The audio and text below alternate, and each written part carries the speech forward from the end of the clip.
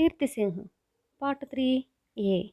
कहानी को लाइक कीजिए, चैनल को जल्दी से सब्सक्राइब कीजिए। जयसेन की पूरी बातें सुनने के बाद जयवर्मा ने उससे कहा, जो हुआ सो हुआ जयसेन, इसमें पिताश्री की कोई त्रुटि नहीं है।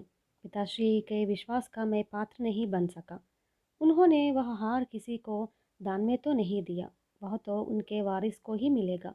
उनका वारिस क्या मेरा वारिस नहीं है?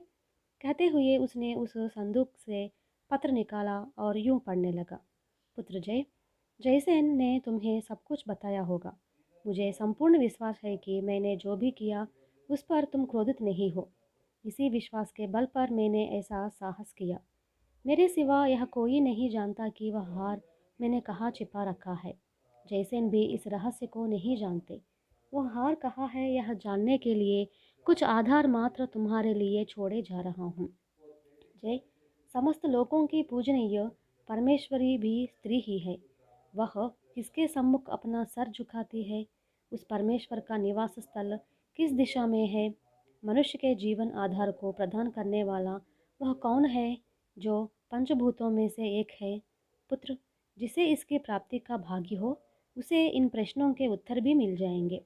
समाधान ढूंढ निकालने वाले का लाभ भी होगा। तुम्हारा कल्याण हो, तुम्हें समस्त लाभ उपलब्ध हो, इसकी आशा करते हुए तुम्हारा पिता विचित्रवर्मा। जयवर्मा ने पूरा पत्र पढ़ा, श्रद्धा से आंखों से उसका स्पर्श किया और फिर से उसी संदूक में रख दिया।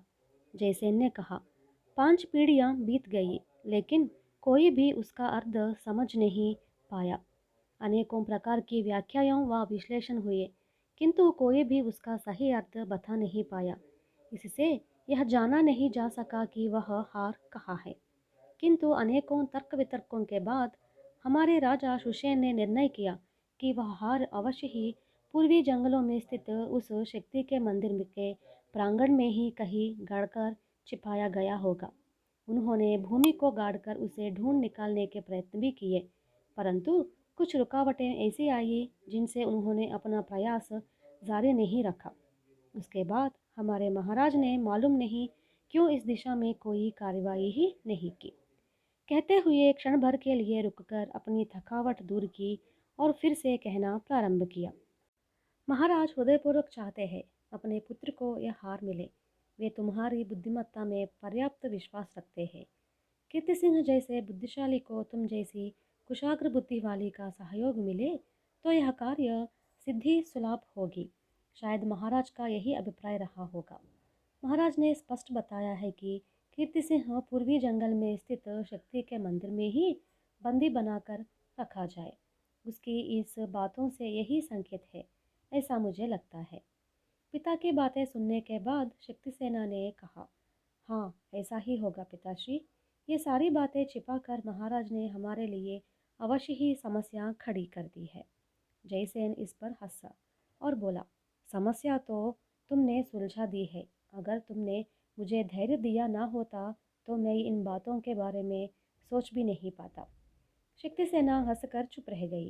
दूसरे दिन जब जयसेन राजभवन पहुंचा तो समाचार मिला कि महाराज अपने निजी कक्ष में उसी की प्रतीक्षा कर रहे हैं। जयसेन फौरन वहां पहुंचा।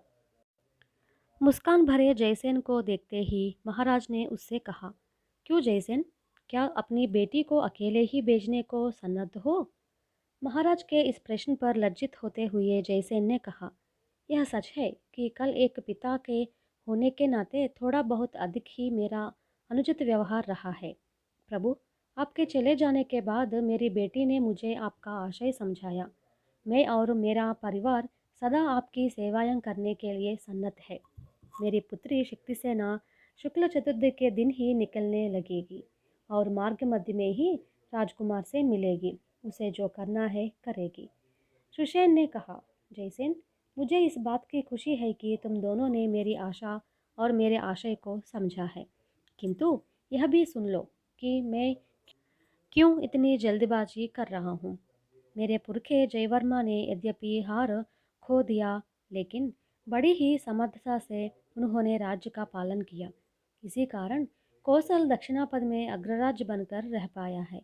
वर्णदत्त अपने राज्य को भी विस्तृत करने की आकांक्षा रखता था, लेकिन उसमें वह सफल हो नहीं पाया क्योंकि वह महामूर्ख था। उसकी मूर्खता के कारण से काम्बोज की पर्याप्त अभिवृद्धि हो नहीं पाई। अपने आखिरी दिनों में वर्णदत्त को अपने गुप्तचरों के द्वारा यह मालूम हो गया कि जो हार नर्तकी ले आई है वह नकली है। उसे यह भी मालूम हुआ कि वृद्ध राजा ने उस हार को कहीं छिपा रखा है। उस दिन से काम्बोज राजा कौशल राजाओं के शत्रु बने हुए हैं। दिन ब दिन वह शत्रुता बढ़ती आ रही है। मौका मिलते ही कैसे भी हो वह हार प्राप्त करने की कोशिश में लगे हुए हैं। जब कौशल राजाओं को ही पता नहीं कि हार कहाँ है तो भला वे कैसे जान पाएंगे। जानने की कोई गुंजाइश भी तो नहीं है।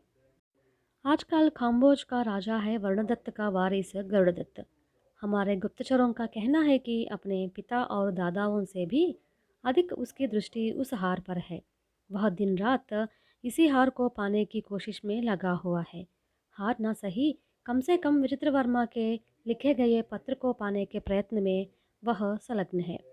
गरुड़दत्त इस पत्र को पाने के लिए जमीन आसमान एक कर रहा है। उसी प्रयत्न में भेजे गए 3-4 गुप्तचर अब हमारे बंदी है। इससे ना ही उसे भय हुआ और ना ही उसने अपने प्रयत्न रोक लिए। मालूम हुआ कि गरुड़दत्त उस पत्र को हस्तगत करने के लिए नई नई योजनाएं बना रहा है, लेकिन सही रूप से मालूम नहीं हो पाया कि वह योजना क्या है।